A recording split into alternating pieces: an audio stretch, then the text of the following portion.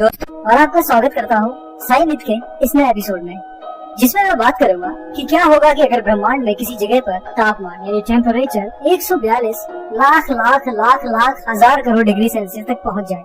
दोस्तों इस नंबर में 30 जीरो है जो दिमाग को हिला देते हैं। वैसे तो ये कल्पना के आधार पर ही है, पर इस वीडियो में हम यही जानने की कोशिश करेंगे कि इतना ज्यादा भयानक तापमान होने पर ब्रह्मांड में क्या होता है और ये तापमान क्या क्या कर सकता है। इसकी शुरुआत के लिए चलते हैं टेम्परेचर के निचले क्रम में, यानी यूनिवर्स के सबसे कम टेम्परेचर से, और जानेंगे कि टेम्परेचर्स में क्या क्या इफेक्ट पड़ते हैं। यूनिवर्स का सबसे कम तापमान -273.15 डिग्री सेल्सियस है और इसे इस यूनिवर्स का सबसे कम तापमान कहते हैं। वैज्ञानिकों की माने तो यूनिवर्स में इससे कम टेम्परेचर नहीं हो सकता, इसे एब्सोल्यूट जीरो भी कहते हैं। साल 2003 में MIT के रिसर्चर्स ने एक लेबोरेटरी में ये टेम्परेचर हासिल किया, जिसका मतलब था कि यूनिवर्स में अगर कोई सबसे ठंडी जगह हो सकती है तो उसका टेम्परेचर एब्सोल्यूट जीरो ही होगा। साइंटिस्ट ने ये टेम्परेचर अर्थ पर ही हासिल कर लिया। हैरानी की बात तो ये है कि इतने कम टेम्परेचर -273.1 डिग्री सेल्सियस में भी एक खास तरह का सूक्ष्म जीव जिंदा बना रहता है। पानी में रहने वाला ये जीव एकदम अमर ही है। इसे टार्डिग्रेड नाम से जाना जाता है। ये शायद ऐसा जीव है जो कहीं भी जिंदा रह सकता है। अब थोड़ा और आगे बढ़ते हैं। -216 डिग्री सेल्सियस पर हमें अपने सौर मंडल का सबसे ठंडा ग्रह यूरेनस मिलता है। इस ग्रह पर यही टेम्परेचर रहता है। हम अपने चांद की बात करें तो चांद के ना दिखाई देने वाले हिस्से यानी डार्क साइड का तापमान हमेशा -184 डिग्री सेल्सियस तक होता है।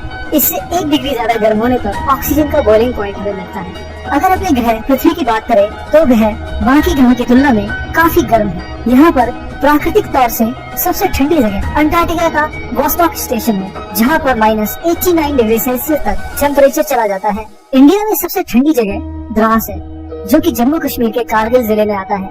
यहाँ विंटर्स में टेम्परेचर -60 डिग्री सेल्सियस तक चला जाता है, जो इसे दुनिया की दूसरी सबसे ठंडी जगह बना देता है। यह टेम्परेचर मार्स के एवरेज -55 डिग्री सेल्सियस से भी कम है, यानी मंगल ग्रह इन इलाकों से थोड़ा सा गर्म है। ये इतना कम टेम्परेचर है कि बिना कोई खास कपड़े पहने आप यहाँ ज्यादा जिंदा नहीं रह सकते हैं। कुछ ही घंटों में आपकी बर्फ में जमकर जान चली जाएगी। चलिए, अब तक तो हम ठंड में जी रहे थे, अब थोड़ी गर्मी में चलते हैं। 0 डिग्री सेल्सियस में आपको पता ही है कि बर्फ पिघलने लगती है। ये इसका मेल्टिंग पॉइंट होता है। इससे थोड़ा आगे बढ़े तो 13.7 डिग्री सेल्सियस किसी भी इंसान की अब तक की सबसे कम बॉडी टेम्परेचर रिकॉर्ड की गई है। 37 डिग्री सेल्सियस एक ह्यूमन की नॉर्मल बॉडी टेम्परेचर होती है और 46.5 डिग्री सेल्सियस इंसान के शरीर के रिकॉर्डिंग सबसे ज्यादा टेम्परेचर है। इससे ज्यादा नहीं रहे तुरंत मर जाएगा। 51 डिग्री सेल्सियस इंडिया का सबसे हाईएस्ट टेम्परेचर है, जो कि राजस्थान के फलौड़ी जिले में रिकॉर्ड किया गया था। 21 डिग्री सेल्सियस इस अर्थ पर अब तक की रिकॉर्डेड सबसे गर्म जगह का टेम्परेचर है। पर अगर इन सब की हम अपने यूनिवर्स से तुलना करें तो ये कुछ भी नहीं है। पहले हमने आपको बताया था कि मून की डार्क साइड का टेम्परेचर -184 डिग्री सेल्सियस है, तो उसकी शाइनिंग साइड का टेम्परेचर 101 डिग्री सेल्सियस यानी 101 डिग्री सेल्सियस तक चला जाता है।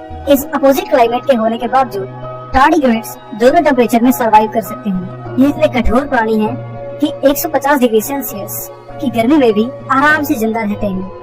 पर इस यूनिवर्स में इससे भी लाखों गुना गर्म जगह है, जहाँ का टेम्परेचर सभी के होश उड़ा देता है।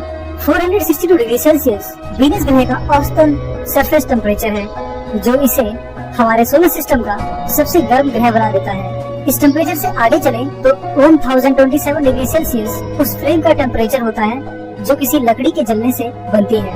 वोल्केनो यानी ज्वालामुखी से निकलने वाला लावा 1200 यानी 1200 डिग्री सेल्सियस तक गर्म होता है। पर इन सबसे भी आगे एक छोटी सी कैंडल से निकलने वाली फ्लेम बहुत गर्म होती है।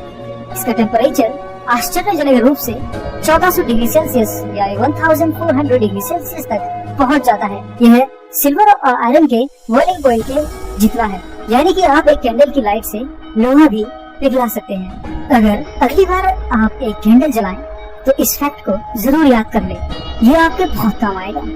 5000 डिग्री सेल्सियस एक केमिकल बॉम्ब से फटने से निकलने वाली एनर्जी का टेम्परेचर होता है। और इससे आगे बढ़े तो सन की सरफेस यानी उसकी सतह का टेम्परेचर 5500 डिग्री सेल्सियस मिलेगा। लेकिन इससे भी ज्यादा गर्म हमारी अपनी अर्थ का कोर है। इसका टेम्परेचर 6000 डिग्री सेल्सियस तक होता है। पर इन सबसे बहुत बहुत ज्यादा टेम्परेचर एक न्यूक्लियर धमाके के अंदर की आग में होता है, जो खतरनाक तरीके से 10,000 डिग्री सेल्सियस से भी ज्यादा तक पहुंच सकता है।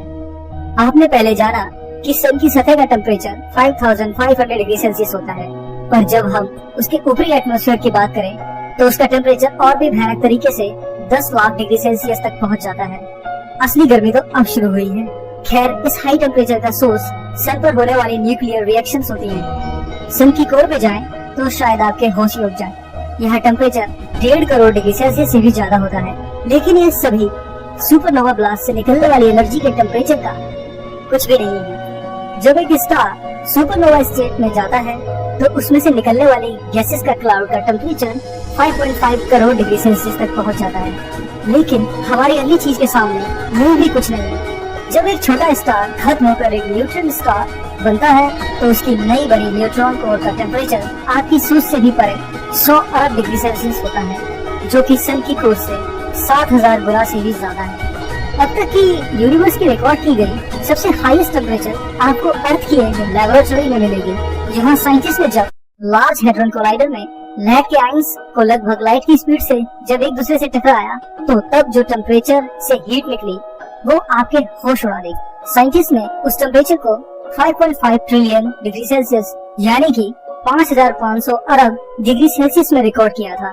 ये अब तक की रिकॉर्डेड यूनिवर्स की सबसे हाईएस्ट टेम्परेचर है। ये सुनने में बहुत ज्यादा लगती है, पर इसका इम्पैक्ट सिर्फ कुछ नैनो सेकेंड्स तक एटॉमिक लेवल तक ही रहता है। अभी हमारी टेम्परेचर स्केल खत्म नहीं हुई है। यूनिवर्स में ऐसी बहुत सी जगह हो सकती है जहाँ इससे भी ज्यादा टेम्परेचर हो, पर ये हमारी सोच से भी परे ही होगी। 142 यानी 142 के पीछे आप 30 जीरो लगा दो तो इतने टेम्परेचर पर अब हम आगे बढ़ते हैं। अगर हम थियोरेटिकली देखें तो हम किसी भी टेम्परेचर पर जा सकते हैं, पर हमने 142 लाख लाख लाख लाख हजार करोड़ में इसलिए ले रहा हूँ क्योंकि यहाँ पर हमारी फिजिक्स की समझ जवाब दे देती है। हमारे फिजिक्स के नियम काम ही नहीं करते हैं। सोचिए क्या हो अगर हम इस टेम्परेचर तक पहुँच जाएं, या यूनिवर्स के किसी कोने में हमें इतनी एनर्जी का सोर्स मिल जाए जो इतनी हीट पैदा करता हो। हम ये तो नहीं बता सकते हैं कि इतने टेम्परेचर पर क्या क्या हो सकता है, पर हम थोड़ा विचार जरूर कर सकते हैं। ये जो टेम्परेचर हमने चुना है ये बेसिकली प्लैंक टेम्परेचर है। जो भी ऑब्जेक्ट अगर इतनी हीट प्रोड्यूस कर सकता है कि उसकी वेवलेंथ प्लैंक लेंथ के बराबर हो जाए, जो कि इतनी छोटी डिस्टेंस है कि हम इसे कभी नाप भी नहीं सकते हैं और ना ही प्रैक्टिकली कभी देख सकते हैं। ये ठीक वैसा है जैसे किसी ऑब्जेक्ट को एक ही पॉइंट पर इतना कंडेंस यानी दबा दो कि वह प्लैंक टेम्परेचर तक पहुंच जाए, और अगर जरा सा भी वह इस टेम्परेचर को क्रॉस करता है तो वो ऑब्जेक्ट ब्लैक होल में बदल जाएगा। पर इस ब्लैक होल में कोई मास नहीं होगा, ये सिर्फ एनर्जी से बना ब्लैक होल होगा जिसे खबर ब्रेड से जाना जाता है, जो कि बहुत सारी प्रॉब्लम्स को पैदा कर सकता है।